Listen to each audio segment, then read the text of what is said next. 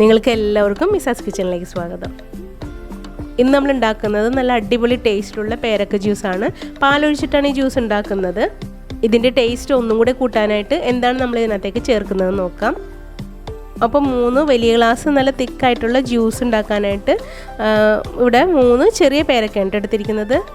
ഒരു medium size പേരക്കയാണെങ്കിൽ 2 പേരക്ക എടുത്താൽ മതിയാകും. ഇത് നമുക്ക് നന്നായിട്ട് കഴുകിയിട്ട് മിക്സിയുടെ ജാറിലേക്ക് കട്ട് ചെയ്തിട്ട് കൊടുക്കാം. ഇനി ഇതിലേക്ക് ആവശ്യത്തിന് പഞ്ചസാര ചേർത്ത് കൊടുക്കാം. ഞാനിവിടെ 6 ടേബിൾ സ്പൂൺ പഞ്ചസാര ചേർത്ത് കൊടുത്തിട്ടുണ്ട്.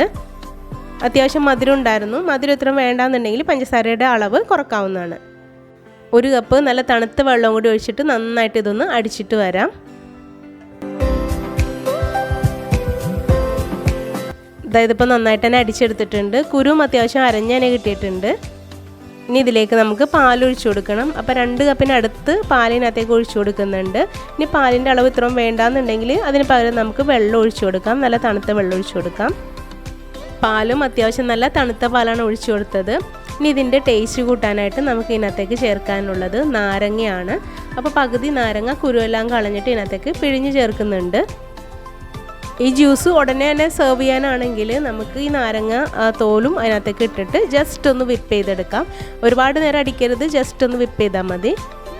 ഇനി ജ്യൂസ് എടുത്ത് വെച്ചിട്ട് പിന്നീട് കുടിക്കാനാണെങ്കിൽ നാരങ്ങ തോലിടേണ്ടതില്ല, അതിൻ്റെ നീര് മാത്രം ചേർത്താൽ മതിയാവും. അപ്പോൾ ഇത് ജസ്റ്റ് ഒന്ന് അടിച്ചെടുത്തിട്ടുണ്ട്. ഇനി നമുക്കിതൊന്ന് അരിച്ചെടുക്കണം. പേരക്ക ജ്യൂസിന് ചെറിയൊരു പുളിരുചിയും കൂടി വരുമ്പോൾ നല്ല ടേസ്റ്റ് ആയിരിക്കും, നാരങ്ങയാകുമ്പോൾ പ്രത്യേകിച്ചും. ഇനി നിങ്ങൾക്ക് നാരങ്ങ ഇടാൻ താല്പര്യമില്ല എന്നുണ്ടെങ്കിൽ പേരക്ക അടിക്കുമ്പം അത്യാവശ്യം പഴുക്കാത്ത ചെറിയ പുളിരുചിയും കൂടിയുള്ള പേരക്ക ഇട്ട് അടിച്ചിട്ടുണ്ടെങ്കിൽ നല്ലതായിരിക്കും. അപ്പോൾ പേരക്ക ജ്യൂസ് ഇതുപോലെ എന്തായാലും ഉണ്ടാക്കി നോക്കണേ, എല്ലാവർക്കും തീർച്ചയായും ഇത് ഇഷ്ടപ്പെടും.